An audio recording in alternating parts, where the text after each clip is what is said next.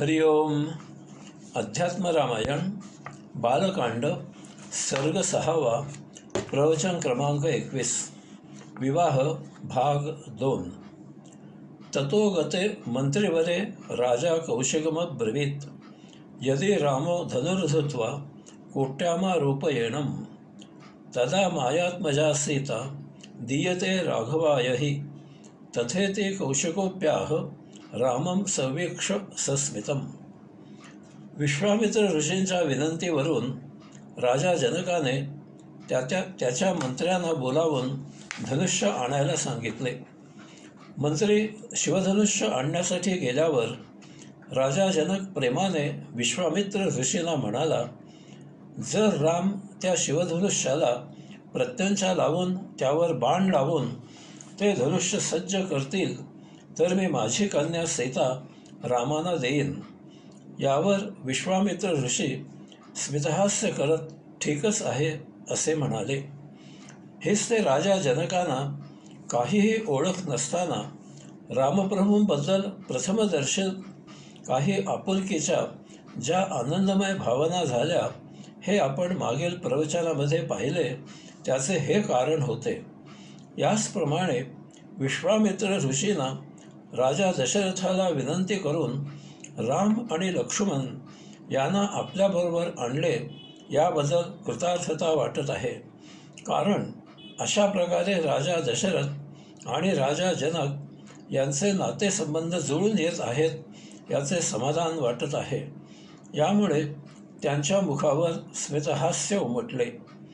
याचबरोबर आपण मागील एका प्रवचनामध्ये पाहिले की ही योगमायेची भगवंत श्रींच्या अवताराची तयारी आहे.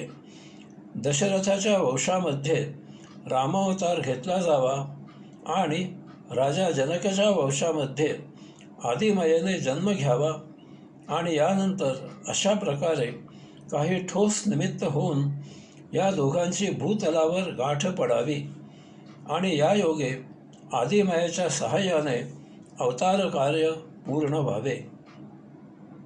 राजा जनकाच्या आज्ञेनुसार शिवधनुष्य तेथे वाहकांकडून आणले गेले. ते शिवधनुष्य आणायला 5000 वाहक लागले वगैरे साहित्यामधील अतिशयोक्ती अलंकाराचा उपयोग करून अध्यात्म रामायणाने त्या शिवधनुष्याचे वर्णन केले आहे. मला प्रामाणिकपणे असे वाटते की आपल्या पुराण काळामधील या अशा कथानकांचे आताच्या काळात निरूपण करताना आजच्या निरूपणकाराने अशा प्रकारच्या अतिशयोक्तीपूर्ण मजकुराला महत्त्व देऊ नये. परखडपणे त्यामागील सत्यता सांगावी. कारण यामुळे आजच्या तरुण वर्गाला पुराण काळामधील महान तत्त्वज्ञान कथन करणारे अनमोल असे हे आपले ग्रंथ अविश्वसनीय आहेत असाच समज होतो आणि ही तरुण पिढी या आपल्या सर्वच महान ग्रंथांकडे पाठ फिरविते. तसेच भावनाप्रधान भोळे भाबडे श्रावक असे वर्णन सत्य मानून त्यावर अंधपणे विश्वास ठेवतात. 4 जणांमध्ये यावर भाष्य करतात. यामुळे अशांची तरुण वर्गाकडून चेष्टा मस्करी टिंगल केली जाते. भर प्रवचन सुरू असताना प्रवचनकारांना यावर भोळसटासारखे प्रश्न विचारतात. यापेक्षा अशांना वेळी सत्य काय आहे ते परखडपणे समजून घ्यावे. मला एक साधिका सांगत होत्या की अमुक महाराज हे श्री समर्थ रामदास स्वामींचा अवतार आहेत. मी त्यांना विचारले, हे आपण कशावरून समजत आहात? त्यावर त्या म्हणाल्या, त्यांनीच एका प्रवचनात हे सांगितले की मी त्या जन्मी गडावर होतो, आता गडाखाली उतरून कार्य करत आहे. कोणी लग्नाच्या भोवल्यावरून पळाला की लगेच तो श्री समर्थांचा अवतार होतो. कोणी जास्त मैत्रिणी केल्या की तो लगेच श्रीकृष्णाचा अवतार होतो. कोणी पत्नीचा त्याग केला की तो लगेच रामाचा अवतार होतो. याचे गोडवे गाण्यात महिला आघाडीवर असतात हे विशेष. काय म्हणावे या मूर्ख प्रचाराला. असो. गृहीत्वा वामहस्तेन लीलया तोरयन् धनुः आरोपयामास गुणं पश्यत्स खिलराजसु ईषदाकर्षयामास पाणिना दक्षिणेन सह बभज्जाखिल हत सारो दिश शब्देन पूरयन. जेव्हा राजा जनकाच्या मंत्री मयोधनाने रामप्रभूंना ते शिवधनुष्य दाखविले तेव्हा त्याने डाव्या हाताने अगदी सहजच ते वर उचलले आणि त्यावर लीलया प्रत्यंचा चढविली. मग उजव्या हाताने त्याने ते थोडे खाली वाकविले. त्याबरोबर गगनभेदी आवाज करत ते मध्यभागी तुटले. त्यावेळी दशदशा दुमदुमल्या. त्रिभुवन हादरले. सर्व लोकांमध्ये आश्चर्य वाटले. रामप्रभूंचे ते अतर्क्य, अकल्पित, अविश्वसनीय, अचाट, अघटित असे कृत्य पाहून राजा जनक खुश झाला आणि त्या भरात त्याने रामप्रभूंना आलिंगन दिले. यज्ञोत्सवासाठी जमलेले सर्व राजे विस्मयचकित झाले. अल्पावधीतच पैठणी आणि अनेक प्रकारचे अलंकार ल्यालेली सीतामाई तेथे हातात वरमाला घेऊन आली. तिचे सौंदर्य झळाळत होते. तिने मोठ्या आनंदाने रामप्रभूंना वरमाला घातली. ते पाहून राजा जनक, त्याच्या राण्या, जमलेले सर्व राजे इत्यादी सर्वांना महा आनंद झाला. भो कौशिक मुनिश्रेष्ठ पत्रं प्रेषय सत्वरम. राजा दशरथ शीघ्रमागच्छतु सपुत्रकः विवाहार्थं कुमाराणां सदारः सहमन्त्रिभिः. तथेति प्रेषयामास दूतांस्त्वारितविक्रमान्. यानंतर राजा जनक विश्वामित्र मुनींना म्हणाला, हे मुनिश्रेष्ठ विश्वामित्र, आपण ताबडतोब दशरथ महाराजांना पत्र पाठवावे की आपण आपल्या पुत्रांच्या विवाहासाठी आपले पुत्र, राणी परिवार, मंत्री यांच्यासह येथे यावे.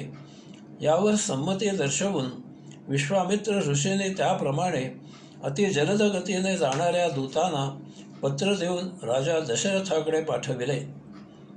ते गत्वा राजशार्दूलं रामश्रेयो न्यवेदयन्. श्रुत्वा रामकृतं राजा हर्षेण महताप्लुतः. त्याप्रमाणे तेथे जाऊन त्या दूताने राजश्रेष्ठ दशरथाला विश्वामित्र ऋषींचे पत्र दिले आणि रामप्रभूंचा तो शिवधनुष्याचा कीर्तिमान अघटित महापराक्रम सविस्तर सांगितला. आपला पुत्र राम याचा तो अद्भुत महापराक्रम ऐकून राजा दशरथाला फार फार आनंद झाला. याचबरोबर विश्वामित्रांच्या पत्राद्वारे पुत्र राम आणि त्याच्या अन्य पुत्रांचाही विवाह ठरल्याचे वाचून त्याचा आनंद गगनात मावेनासा झाला. त्याने त्वरित आपल्या राण्यांना हा वृत्तांत कथन केला.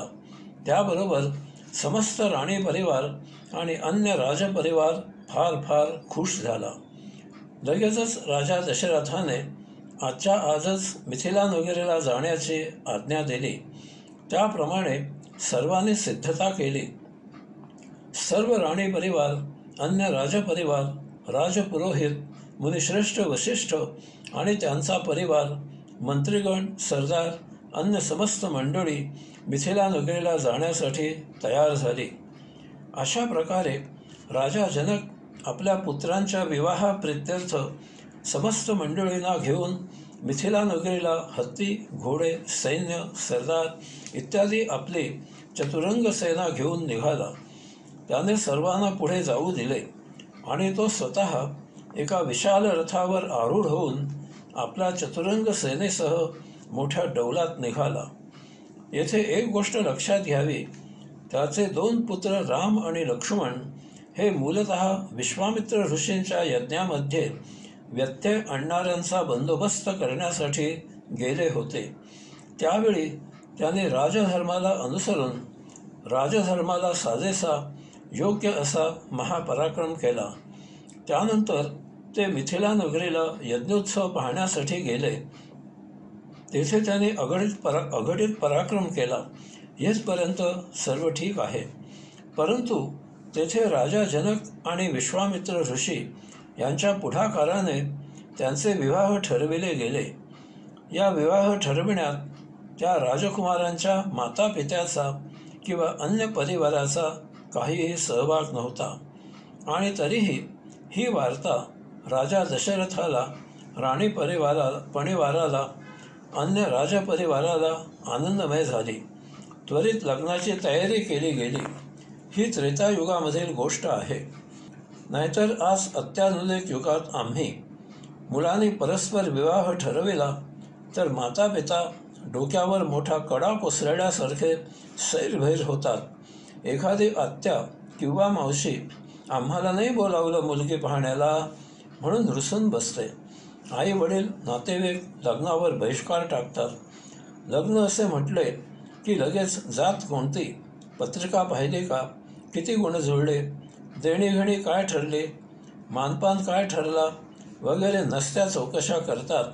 यात आपला सहभाग असावा अशी अवास्तव अपेक्षा करतात. न विचारता सूचना करतात वगैरे वगैरे. सीतामाईने रामप्रभूंना वरमाला घातली हाच त्या काळचा साखरपुडा. आता यांचे लग्न ठरले याचा हा किती साधा रीतिरिवाज. दोन्हीही बाजूने नुसतेच राजे नव्हेत तर सम्राट आहेत.